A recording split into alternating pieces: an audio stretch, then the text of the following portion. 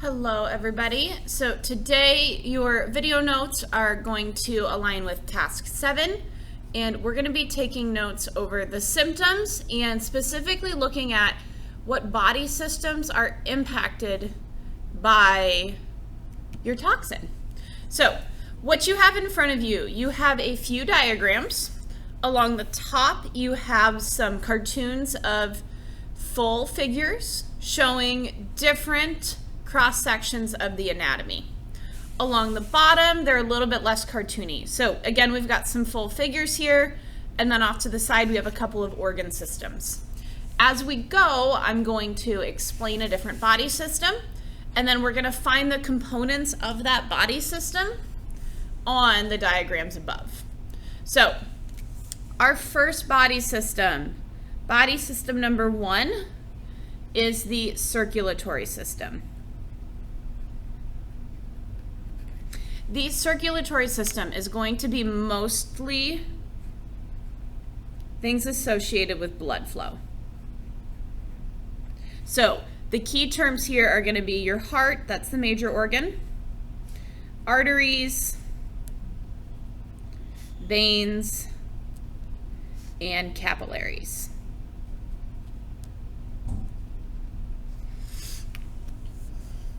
So I'm going to have the circulatory system be represented by the color red. Red for blood. So up above, I can't see any circulatory components on figure 1, so I'm not going to color anything. None here, none here. But here, I can see quite a few components of the circulatory system. I've got arteries and veins being shown. I've got the heart being shown here, and then taking some more things down throughout the body. No components here, none here. There are going to be some duplicates, so along the bottom, again, I can see the heart and more portions of the circulatory system. That is actually going to be the nervous system, so we're going to come back to that. We're going to save that. That's got some digestive components. Nothing here, nothing here. And then none of these organs appear to be primarily circulatory, except for this in the upper right. This is a cross-section of your heart. So that would fall under the circulatory system. Okay. Our next body system is going to be the reproductive system. So this is going to include things like the sex organs, but also things like your hormone system, which are a little bit less talked about, but lots of your toxins are going to have reproductive impacts. So if you see anything in your research about hormones, and also if you see anything in your research about affecting pregnancy or fertility,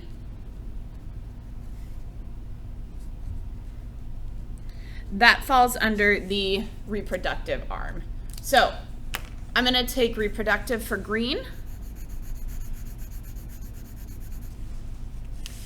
Now here, we don't have a ton of examples, but we do have a cartoon drawing here. So reproductive would include any of the sex organs. This is a male, so it would just be colored in the shorts. And then the hormone systems are hard to get drawings of, so we don't really have those here, but those are some keywords for you to listen for.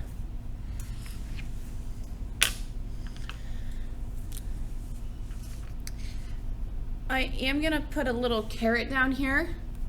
You may also hear, and this goes along with reproductive, but it also is sometimes its own system, endocrine, which would be the hormone side. There are reproductive hormones and there are other hormones as well that would be endocrine. If you hear anything in your research or see anything about altered sleep schedules,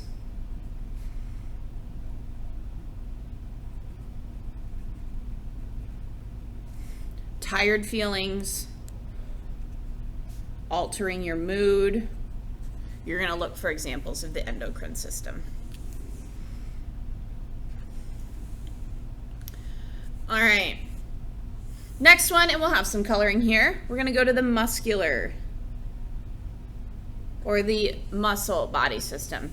So symptoms you might see here would be weakness or other symptoms dealing with muscle tone, development, and control. Muscle system is pretty self-explanatory. We'll have it be yellow. And my drawings here that would indicate the muscle system, this dude is all muscle.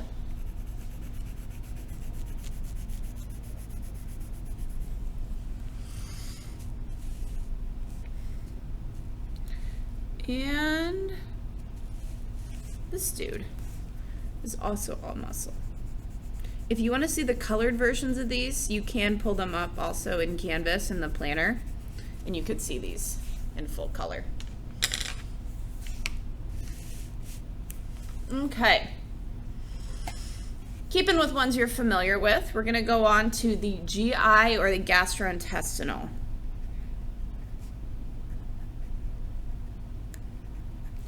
Smaller word you'll also hear would be digestive system. So here would be a lot of things like upset stomach, anything to do with food, appetite. Appetite would also be a little bit endocrine, and waste. Solid waste. So gastrointestinal system will be orange. Okay. Up above, we've got a lot of organs here. So this is the esophagus. Food goes in, goes through the stomach, is processed by the small and large intestine with some help from the liver. So that is the gastrointestinal organs.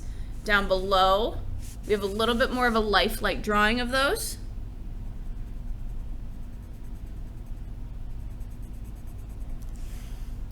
And then we've got a few more specific organs over here. These would be our large and small intestines.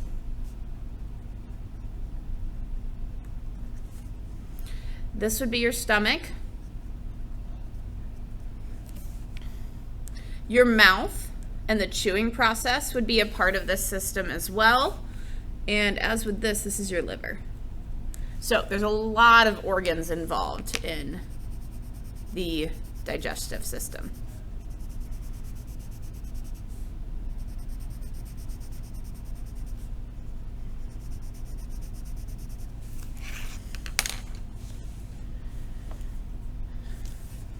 I'm going to make sure I leave myself enough room. We got 4 more. 6, 7, 8. I'll put 9 down here. That's all right. Okay. After gastrointestinal, we're going to look at pulmonary. You may also hear respiratory. So this is going to involve things like the lungs or air handling. And the symptoms you'd hear a lot about would be like shortness of breath.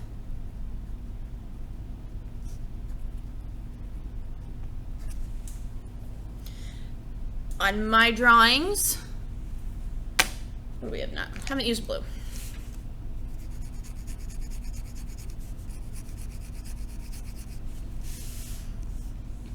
I've got some lungs in here, so you notice these go a lot with the red. The pulmonary system is closely tied to the circulatory system because they're each handling blood and oxygen. Down here, I don't have any lungs shown there, but I do have some lungs here.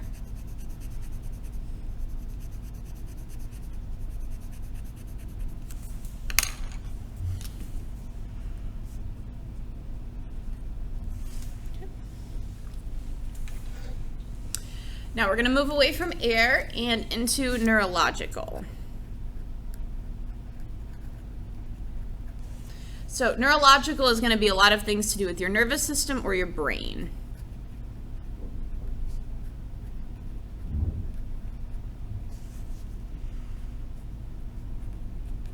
And this is going to be a lot of symptoms that are associated with learning and memory.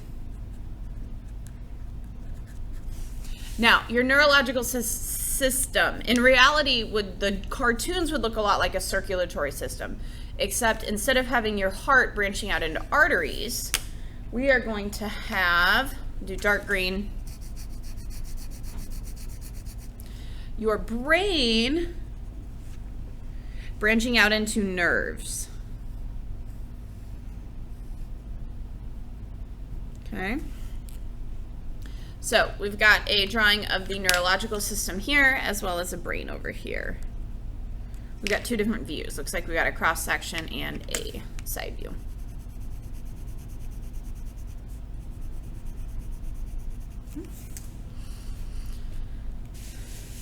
Then we've also got up here, we've got another one. We've got our brain, our mastermind, and then our neurons down below. It's a little bit like a ghost. Now, you should be able to kind of see from our drawings what we've got left. Haven't colored anything on this dude. Haven't colored anything on this dude. These are our skeletal models. So this is your bones. And the symptoms here are going to be associated with like weak bones or brittle bones. Radium Girls was a good example of this because all those bones cracked and broke. Okay, we'll do purple. So, again, our little ghost guy. And our slightly more realistic dude down here that needed a little bit more ink for the skeletal system. Now, our final symptom, I don't have a drawing for this, is going to be the immune system. So nothing to color. This is going to be a very commonly impacted symptom. So your immune system is your ability to fight off illness. So anything where you would see like more likely to get sick, more severe symptoms from the common cold, that would be in reference to the immune system. So these are your notes for the systems. What you are going to do next is turn your page. Then we're going to talk about how are we correlating these notes with symptoms that you might find. Now, we're kind of going to do this one mostly together for lead, and then you're going to be able to do that same task independently for your toxin. So on page 19, we are going to be doing symptoms of lead exposure. Okay, now lead is going to talk about a very, very large number of these symptoms. Your specific toxin may not hit all of these, and you may find some others in your research. I try and hit the big ones, but I leave you room to find some other options as well. For the circulatory system, lead did have some symptoms associated with that. That included things like high blood pressure,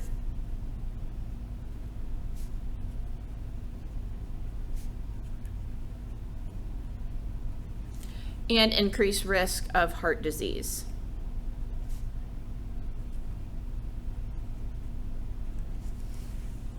So if you see any of those symptoms, I'm going to color in that box, same color as the previous page.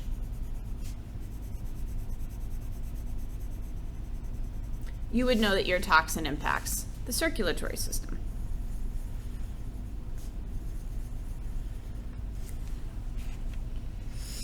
Okay. Reproductive. Check my color. We are light green. Lead does have reproductive impacts. So this includes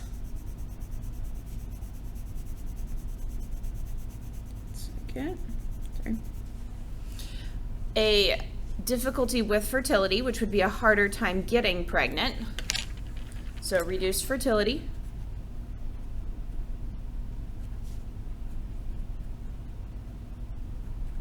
And a harder time carrying a healthy baby to term, which would be a decrease in fetal health.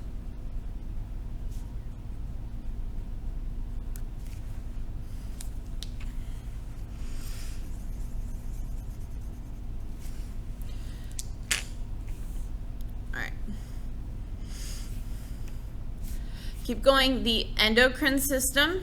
Now, for lead, we don't have a ton that tie directly there, but you could argue that the decreased fertility would be hormones, which would be related to the endocrine system. So if you had that in there, you could count it. You don't necessarily have to. Muscle, or the muscular system. Lead does have an association with joint or muscle pain.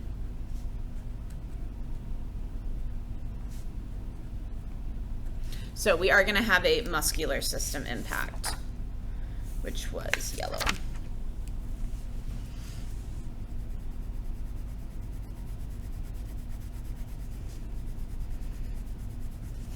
Mm-hmm.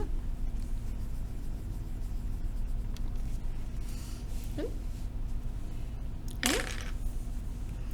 Gastrointestinal or digestive. I know we've got those. What color was that? Orange.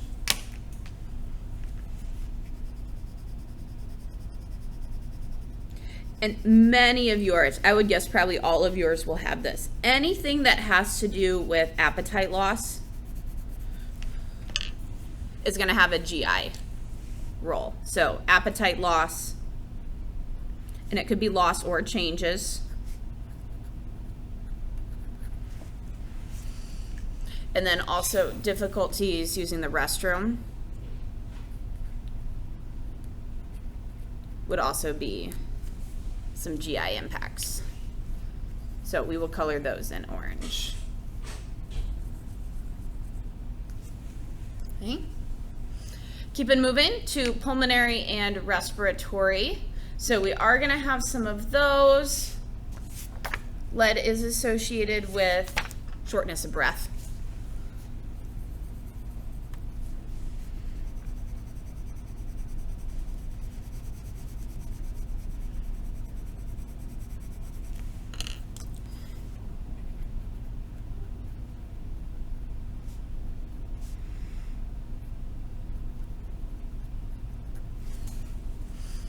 Okay. Neurological lead has a ton of. So that's our dark green. When we talked about lead, one of the things we talked a lot about was it hitting children harder. And that's because it significantly impacts brain development. So lead is a calcium mimic, and calcium is necessary in brains and getting those neurons to fire standardly, but lead significantly impacts brain development, especially causing changes in children and causing different learning difficulties. Now, again, you could tie this to the endocrine system, but I just want to make sure you know you don't have to necessarily use all of them.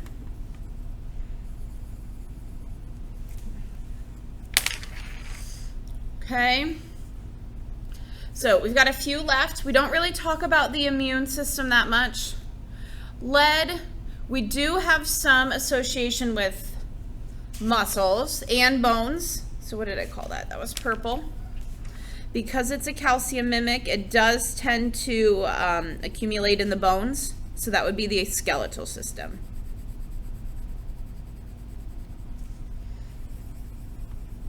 And impact bone strength.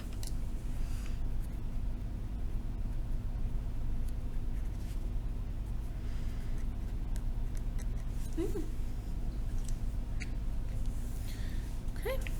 So this is what you are going to be doing for your toxin. Just like I did, you don't necessarily have to use all of them, but start by researching in making a list of as many symptoms as you can.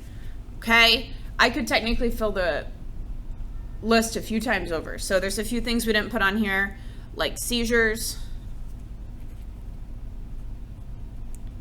just to round it out, and we'll put that with neurological. Okay? Don't feel like you have to go in order.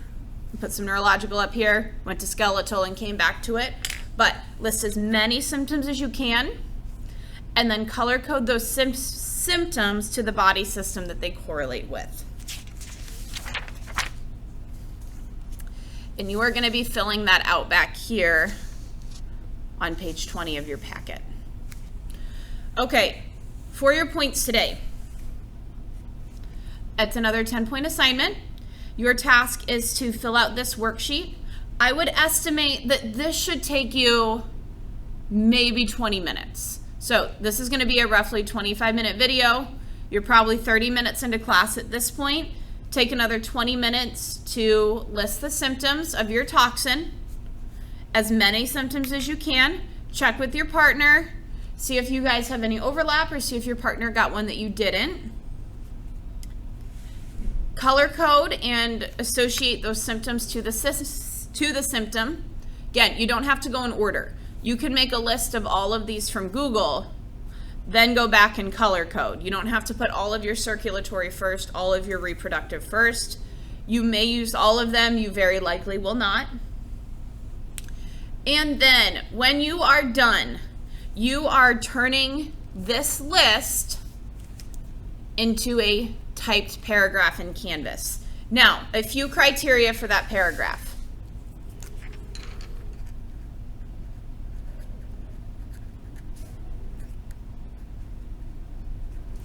I'm looking for a length of approximately 4 to 6 sentences. That paragraph should reference the toxin, so you need to include the toxin name. It should reference at least 4 symptoms. And correlate those symptoms to at least 2 different body systems.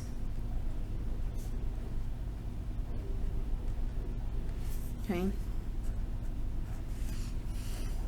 When you open up Canvas to turn this in, let is done as an example for you in the assignment, okay? And this is due by the end of class. You should have plenty of time. 25 minutes to watch the video, call it 30.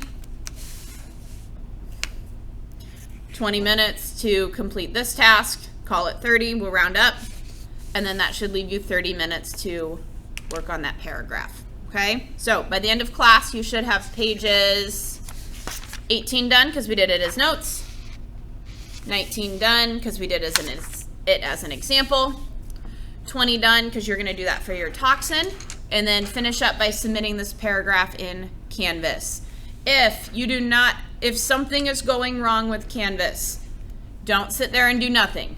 Handwrite that paragraph, turn that into the box. Okay, you can still make progress.